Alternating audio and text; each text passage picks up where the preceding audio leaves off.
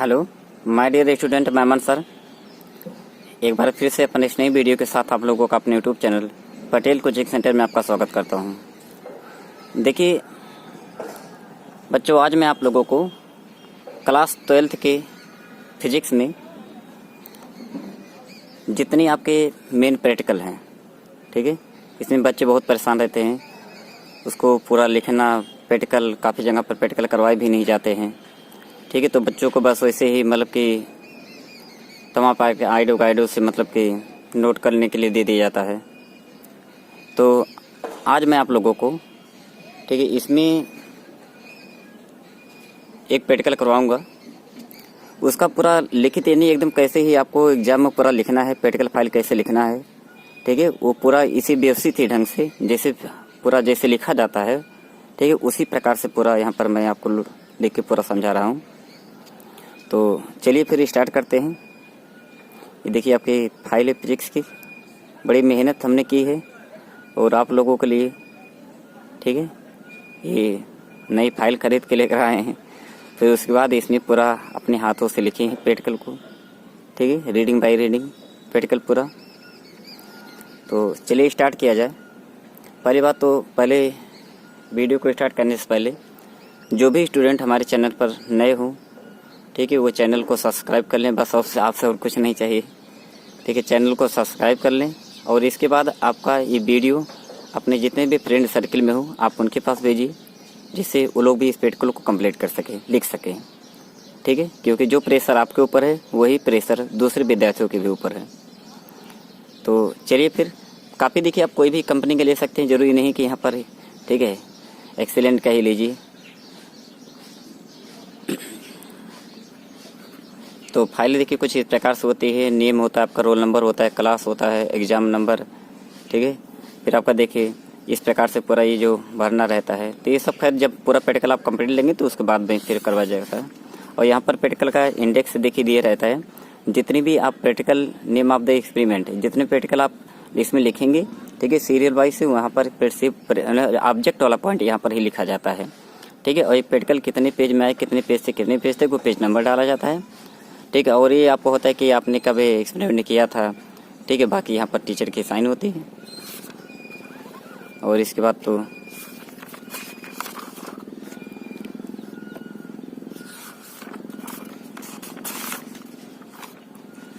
हाँ, तो देखिए आपका पहला एक्सपेरिमेंट है। तो अभी अपनी फाइल में इस प्रकार से लिख लेंगे। एक्सपेरिमेंट नंबर देखिए यहाँ पर 01 है, पेज आपका 01 है, डेट आप डाल लेंगे, ठीक है। प्रयोग संख्या देखिए आपका 1 है, एक्सपेरिमेंट नंबर 01, प्रयोग संख्या 1 है। तो सबसे पहले देखिए इसमें आता है ऑब्जेक्ट है, उद्देश्य। ऑब्जेक्ट का मतलब होता है कौन सा प्रैक्टिकल आप करने जा रहे हैं, ठीक है, उस प्रैक्टिकल का नाम इसमें बताना होता है, ठीक है। तो एग्जाम टाइम में एग्जामिनर आपसे पूछेंगे कि आपने कितने प्रैक्टिकल किए हैं, कितने प्रैक्टिकल आप लिखे हो, ठीक है। उसमें आप पहला प्रैक्टिकल कौन सा किए हो, या प्रैक्टिकल का कहेंगे जितने भी लिखे हो उसमें कोई 2-4 प्रैक्टिकल का आप नाम बताइए, ठीक है। तो आपको ऑब्जेक्ट वाला पॉइंट ही इसमें बताना रहता है, ठीक है। ऑब्जेक्ट है, उद्देश्य। तो ये देखिए प्रैक्टिकल क्या है, विभव मापी द्वारा 2 दिए गए प्राथमिक सेलों के विद्युत वाहक बलों की तुलना करना। विभव मापी द्वारा 2 दिए गए प्राथमिक सेलों के विद्युत वाहक बलों की तुलना करना, ठीक है। ये आपका प्रैक्टिकल हो गया। अब देखिए इस प्रैक्टिकल को करते समय कौन कौन से आपके, ठीक है, मतलब कि उपकरण लगेंगे, आवश्यक उपकरण क्या होंगे, रिक्वायर्ड ऑपरेटर्स आपके क्या क्या होंगे। तो इसमें सबसे पहले होता है विभव मापी, ठीक है। विभव मापी आपको पढ़ाया भी होगा, आप पढ़े भी होंगे कि विभव मापी एक ऐसे यंत्र होते हैं जिसके द्वारा किन्हीं 2 सेलों के विद्युत वाहक बलों की तुलना की जाती है ना। एक परिभाषा तो आपका यही बनता है। तो विभव मापी हो गया, संचायक सेल हो गया, धारा नियंत्रक हो गया, ठीक है, प्लग कुंजी हो गई, द्विमार्गी कुंजी हो गई, ठीक है, दोनों प्रायोगिक सेलें, ठीक है, दोनों प्रायोगिक सेलें जैसे ब्रैकेट में लैक्लांसे तथा डैनियल। फिर धारा मापी हो गया तथा संबंधक तारे हो गए। मतलब रिक्वायर्ड ऑपरेटर्स में इतनी चीज़ें आपकी रहेंगी। मतलब इस प्रैक्टिकल को करने के लिए इतनी चीज़ों की हमें आवश्यकता पड़ेगी, तभी हम इस प्रैक्टिकल को कर सकते हैं। तो विभव मापी हो गया, संचायक सेल हो गया, धारा नियंत्रक हो गया, प्लग कुंजी हो गई, द्विमार्गी कुंजी हो गई और दोनों प्रायोगिक सिले हो गए ब्रैकेट में लेक्लांसे तथा डेनियल, फिर धारा मापी तथा संबंधक तारे। अब देखिए फिर इतना पहले नोट कर लेंगे। इसके बाद फिर आता है अगले हेडिंग क्या है, सिद्धांत है। क्या आएगा, सिद्धांत। देखिए सिद्धांत में यानी इसका प्रिंसिपल क्या है, सिद्धांत क्या है। यदि प्रायोगिक सेलों की विद्युत वाहक बल कैपिटल E1 व कैपिटल E2 हो, ठीक है, यदि प्रायोगिक सेलों के विद्युत वाहक बल कैपिटल E1 व कैपिटल E2 हो लिखो, यहाँ लिखो, तथा उनकी संगत संतुलित लंबाइयाँ क्रमशः स्मॉल L1 व स्मॉल L2 हो। यदि प्रायोगिक सेलों की विद्युत वाहक बल कैपिटल E1 व कैपिटल E2 हैं तथा उनके संगत संतुलित लंबाइयाँ क्रमशः स्मॉल L1 व स्मॉल L2 हों तो E1 बटे E2 बराबर L1 बटे L2, ठीक है, यानी E1 बटे E2 बराबर L1 बटे L2। यही इसका क्या है, सिद्धांत है। इसी सिद्धांत के द्वारा हम लोग, ठीक है, मतलब आगे की जो पूरी प्रक्रिया है लास्ट में आपका ये किया जाता है।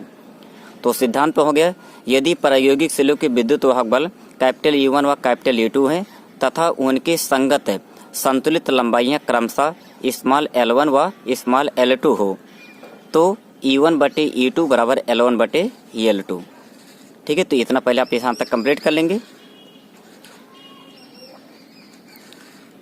इसके बाद देखिए आपका अगला आता है, ठीक है। तो 3 पॉइंट आपके हो गए, ऑब्जेक्ट हो गया यानी उद्देश्य हो गया, फिर आपका रिक्वायर्ड ऑपरेटर्स हो गए, आवश्यक उपकरण हो गया, फिर आपका देखिए क्या हो गया, प्रिंसिपल यानी सिद्धांत हो गया।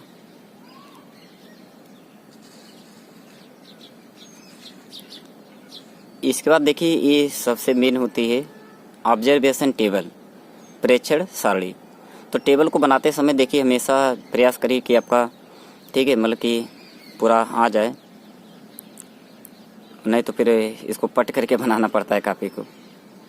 तो इसमें देखिए ऑब्जर्वेशन टेबल में क्या है, पहले होता है क्रमांक संख्या या क्रम संख्या भी बोल सकते हैं। दूसरा है लेक्लांसे सेल कैपिटल E1 के लिए शून्य विक्षेप बिंदु की स्थिति, और इधर देखिए है डेनियल सेल कैपिटल E2 के लिए शून्य विक्षेप बिंदु की स्थिति। यानी पहला खाना क्या है, क्रमांक संख्या।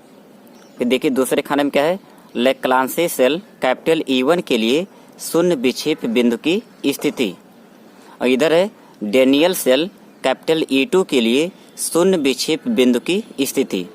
अब इसमें देखिए आपका क्या है कि इस क्रमांक वाला खाना देखिए यहाँ तक ये पूरा इस प्रकार से चलाएगा। अब ये लेक्लांसे सेल वाले में जो बनाया गया है इसमें देखिए आपके क्या है, 3 खाने हैं। पहला है पूरे तारों की संख्या, फिर है जाके का पाठ्यांक सेंटीमीटर में, फिर होता है योग L1 सेंटीमीटर में, और यहाँ जो खाने इधर 3 बने हैं उसी प्रकार से डेनियल में भी आपके 3 खाने बनेंगे। पूरे तारों की संख्या, जाके का पाठ्यांक यानी विसर्पी कुंजी जिसे कहा जाता है, और योग L2 सेंटीमीटर में। तो इसके बाद देखिए यहाँ पर पूरे तारों की संख्या में पहले यहाँ 2 भरा गया, फिर यहाँ पर क्या 76 है, फिर यहाँ पर क्या 200। यहाँ पर देखिए पूरे तारों की संख्या थी एक मतलब एक पूरे तार में 100 सेंटीमीटर माना जाता है, तो 2 हैं तो ये 200 और ये 76 है, तो दोनों यहाँ पर ऐड होते हैं, ठीक है। तो 200 प्लस 76 यानी 276 आएगा। यहाँ देखिए पूरे तारों की संख्या 2 है और यहाँ पर जाके का पाठ्यांक 30 है, तो ये 2 में 100 से गुणा करिए, 200 प्लस 30 यानी 230 आएगा। तो यानी एक पूरे तार की लंबाई जो होती है वो 100 सेंटीमीटर होती है, तो 2 पूरे तार है, ठीक है। तो यानी कितना हो जाएगा 200 प्लस 76 276, यहाँ 200 प्लस 30 यानी 230 है। अब देखिए यहाँ अभी सिर्फ एक ही आपका है। अब यही खाना देखिए आप में अगर स्पेस है तो नीचे ही आप बढ़ा लेंगे अभी 2 लाइनें, ठीक है। हमारे में स्पेस नहीं है तो हम देखिए यहाँ पर आ जाते हैं। तो इस प्रकार से देखिए, ठीक है, यही आपका देखिए यहाँ पर है 1 2, एक यहाँ पर हमारा बन चुका था, एक यहाँ पर जो हमारा था बना था, ठीक है, एक हो चुका था, एक यहाँ पर। अब इस बार देखिए अगर आप में स्पेस है तो इसके नीचे आप एक खाने भी ऐसे बढ़ा लीजिए, ठीक है, इसको। तो यहाँ इसके नीचे 2 आ जाएगा यहाँ पर, ठीक है। फिर यहाँ रेडी भरेंगे, यहाँ भरेंगे, यहाँ भरेंगे, यहाँ भरेंगे, यहाँ भरेंगे, फिर इसके नीचे आपका 3 आ जाएगा। लेकिन हमारे में स्पेस नहीं था इसलिए हम, ठीक है, यहाँ पर 1 कंप्लीट है। अब इसके नीचे हम लोग 2 वाला पॉइंट देखिए, वही नीचे जब बढ़ाएंगे तो आपका किस प्रकार से बनेगा ये देखिए। दूसरा आपके पूरे तारों की संख्या 4 है ठीक है, और ये आपका 9.7 है। तो 4 में 100 से गुणा करेंगे 400 प्लस 9.7, 409.7 आएगा। पूरे तारों की संख्या 6 है, ये 85.4 है सेंटीमीटर में, तो ये 600 हो जाएगा और ये 85.4, 685.4। इसमें पूरे तारों की संख्या 3 है, 41.4 है। तो यानी 3 में 100 से गुणा करेंगे 300 आएगा, 300 में 41.4 जोड़ेंगे मतलब, ठीक है, 300 में 41.4 जब ऐड करेंगे तो 341 क्या बनेगा 4। यहाँ पूरे तारों की संख्या 5 है, ये है आपका 71.2 सेंटीमीटर है। तो इसमें जब आप 100 से गुणा करेंगे, क्योंकि ये पूरे तार की लंबाई कितनी होती है 100 मानी जाती है, 100 होती है, ठीक है। तो इसमें जब 100 से गुणा करेंगे 500 आएगा, 500 इसमें जोड़ेंगे, ठीक है। तो ये आपका 571.2 सेंटीमीटर आपका बन जाएगा। अब इसके बाद देखिए आते हैं परिकलन। परिकलन वाला जो काम होता है ये आप सादे पेच पे भी कर सकते हैं, ठीक है। और अगर आपका कोई विशेष शर्त नहीं है, चाहे तो आप खाने वाले पर भी इस प्रकार से लिख सकते हैं, ठीक है। तो हमने खाने वाले पर ही कर दिया है परिकलन, ठीक है। चूँकि प्रैक्टिकल इधर सादे वाले करते तो 1-2 पन्ना उधर खाना वाला बच जाता, तो इसी वजह से हमने इस पर खाने वाले पर लिख दिया है परिकलन कैलकुलेशन। तो इसमें सूत्र E1/E2 बराबर L1/L2 से यही सूत्र लगेगा जो सिद्धांत वाला था। तो देखिए प्रथम प्रेक्षण से तो प्रथम प्रेक्षण जब हम लोग किए थे तो प्रथम प्रेक्षण में देखो क्या मिला था। यहाँ पर आया था 276, यहाँ पर आया था 230, यानी L1 का मान था, L1 का मान देखिए, L1 का मान था 276 और L2 का मान कितना आया था 230, ठीक है। तो प्रथम प्रेक्षण के लिए अगर आप इसको हल करेंगे प्रथम प्रेक्षण के लिए, तो E1/E2 बराबर L1/L2 बराबर 276/230 है। ये भाग करने पर 1.2 की, ठीक है, पूरा आएगा। और फिर इस प्रकार द्वितीय परीक्षण के लिए, तो द्वितीय परीक्षण के लिए देखिए आपका L1 का मान इतना है और L2 का मान इतना है। तो यहाँ जब आप द्वितीय में के लिए रखेंगे L1/L2 तो 409.7 को 341.4 से भाग करेंगे तो 1.2, ठीक है, मतलब इसी के समथिंग आएगा, लगभग इसी के बराबर आएगा, ठीक है। और इसके बाद तृतीय परीक्षण के लिए अगर बात करेंगे तो देखिए L1 का मान 685.4 है, L2 का मान 571.2 है। तो जब तृतीय परीक्षण में आप आएंगे तो E1/E2 बराबर L1/L2 बराबर 685.4/571.2, इसको भी डिवाइड करेंगे, ठीक है। तो 1 कुछ करके आएगा तो 19 ऐसे कुछ आएगा, तो जैसे 1.2 भी इसको हम मान सकते हैं, ठीक है। मतलब तकरीबन मान संयुक्त मान आपका 1.2 ही आएगा इसका भी। तो परिकलन में इस प्रकार से देखिए प्रथम परीक्षण से, ठीक है, इतना आप जब बना लिए होंगे, इसके बाद आपका प्रथम परीक्षण से देखिए, फिर द्वितीय परीक्षण से, फिर आपका रहेगा तृतीय परीक्षण से। इसके बाद आएगा आपका मध्यमान। जब मध्यमान निकालेंगे, मध्यमान होता है राशियों का योग बटे राशियों की संख्या। तो E1/E2 बराबर, ठीक है, तो राशियाँ आई थी 1.2 प्लस 1.2 प्लस 1.2 और 3 है, 1 2 3, इसलिए बटे में क्या लिखेंगे 3। अब इसको हम क्या करेंगे, जब 3 से यहाँ पर जोड़ करके देखिए डिवाइड किया जाएगा तो ये इतना जो बचा था सादे वाले कर दिया गया था। यहाँ पर देखिए E1/E2 बराबर 3.6/3, तो E1/E2 बराबर 1.2 आ गया। चित्र इसका भी बाद में हम लोग करते हैं, पहले आगे की प्रक्रिया देखिए। अब अगली हेडिंग आते हैं रिजल्ट यानी परिणाम। तो दिए हुए लैक्लांसे एवं डेनियल सेलों के विद्युत वाहक बलों का अनुपात E1/E2 बराबर, ठीक है, 1.2।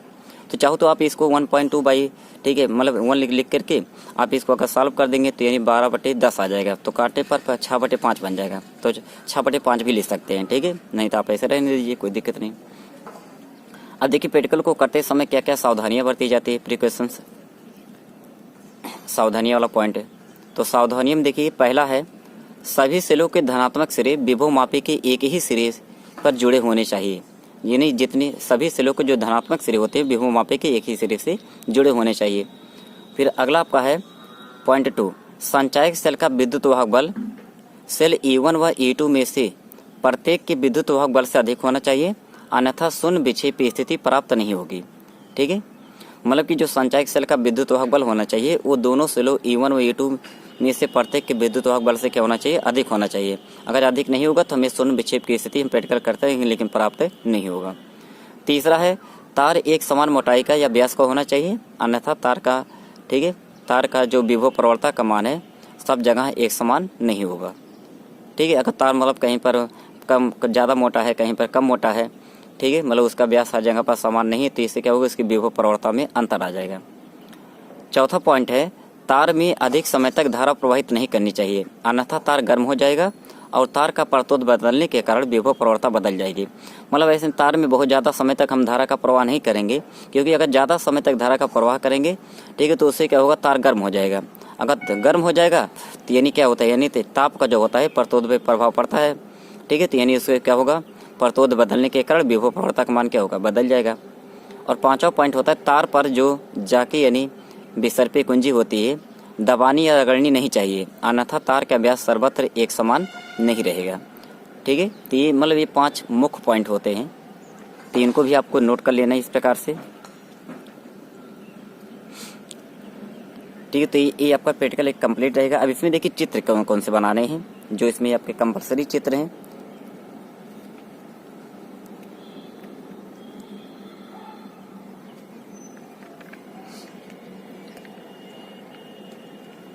एक चित्र आपका देखिए इसका यहाँ पर है,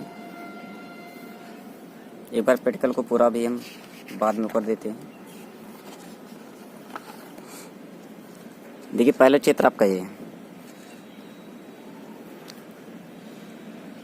यहाँ पर देखिए संचायक cell B1, Leclanche cell E1, Daniel cell E2, द्विमार्गी कुंजी, ये देखिए द्विमार्गी कुंजी है।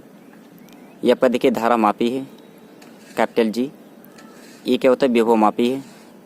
इधर क्या है, प्लग कुंजी है। यहाँ पर क्या है, धारा नियंत्रक है। मतलब कि आवश्यक उपकरण में देखिए जितने हम आपको यहाँ पर लिखवाए गए थे आवश्यक उपकरण में, ठीक है, विभव मापित, संचायक सेल, धारा नियंत्रक, प्लग कुंजी, द्विमार्गी कुंजी, दोनों प्रायोगिक सेलें, लेक्लांसी तथा डेनियल, धारा मापित तथा संबंधक तारे। संबंधक तारे मैंने यहाँ पर जो तार वार इस प्रकार से देखिए जुड़े हैं, ये तार ये तार ये तार जो है, इन्हें संबंधक तारे कहते हैं। तार जुड़े हैं ना, देखो यहाँ है, यहाँ पर एक तार, ये तार है, ये भी जुड़े हैं, देखो ये तार लगा है, ये तार लगा है, ये तार लगा है, ठीक है, तो इन्हीं के नाम संबंधक तारे हैं। ठीक है, मतलब जितने भी एक दूसरे से जुड़े संबंधित किए गए हैं। ठीक है, तो इतनी आवश्यक उपकरण वाले जितने भी हैं, ठीक है, इस प्रकार से इसका भी चित्र आप बना लेंगे तो स्पष्ट होगा पूरा, आपको कोई दिक्कत नहीं होनी चाहिए।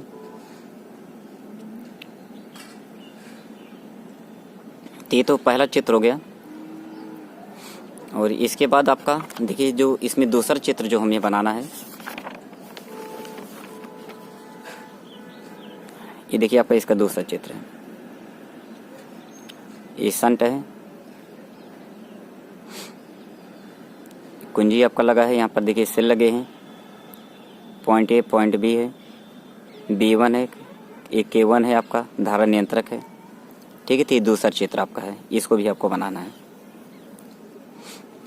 तो चित्र का स्क्रीनशॉट ही ले लीजिए, ज़्यादा सही है।